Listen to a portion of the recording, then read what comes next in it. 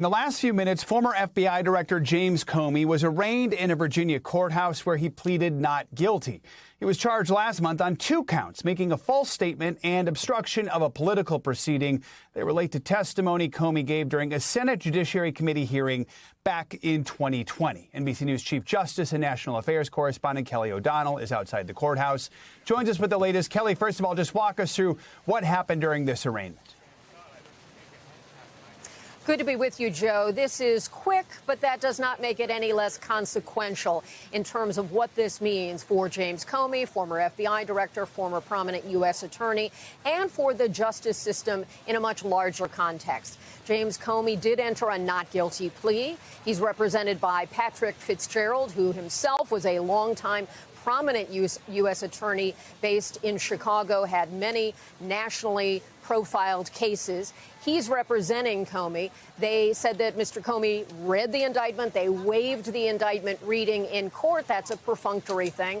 And they asked for a jury trial. That is certainly notable. James Comey said in a video after he was indicted in late September that he has faith in the federal judicial system, believes in his innocence, and wants to have a trial. So that certainly mirrors what he said publicly by asking for a jury trial.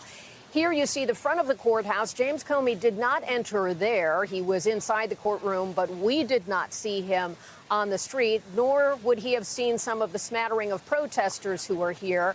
Based on their signs, it would indicate that they are supportive of Comey and concerned about how the justice system may have been politicized in this case, because, as we all know, President Trump has spoken publicly and directed via social media post his Attorney General, Pam Bondi, to take action, to investigate those that he perceives as political rivals. He named several, including James Comey. 5 days after that post, Comey was indicted here in the Eastern District of Virginia.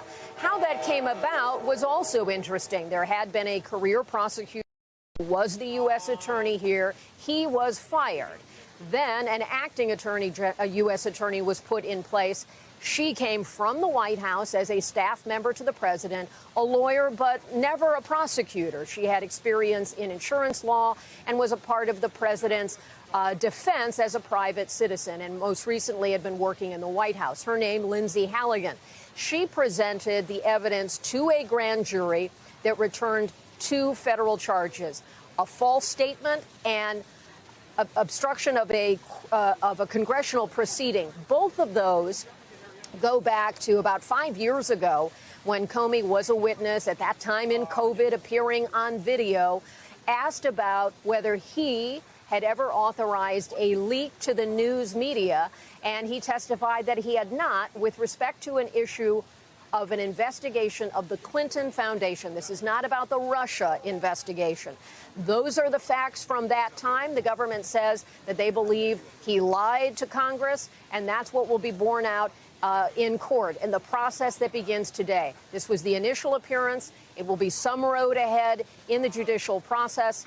And the Attorney General would not talk when she appeared on Capitol Hill yesterday about any conversation she may or may not have had with the president or the White House about the Comey investigation and the prosecution.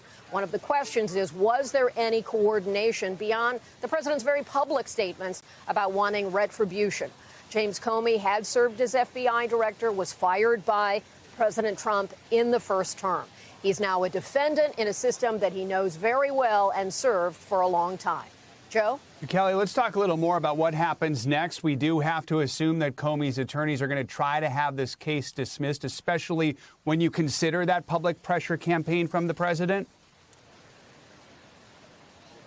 We would expect that there will be those next steps where they will defend James Comey by making the argument, we believe, that this was a vindictive prosecution, looking at public statements made by the president and others, looking at some of the steps that took place, and perhaps looking at internal information that we don't have access to publicly that might have talked about the process under which the administration, through the Department of Justice, the FBI, or others, would have put together its investigation of James Comey that led to evidence that was presented before a grand jury and returned the 2-count indictment.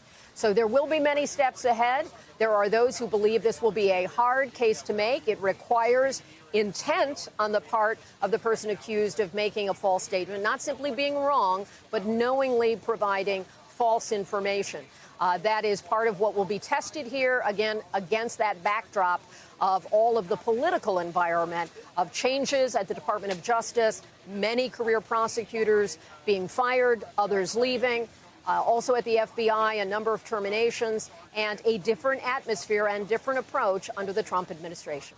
We thank you for watching, and remember, stay updated on breaking news and top stories on the NBC News app or watch live on our YouTube channel.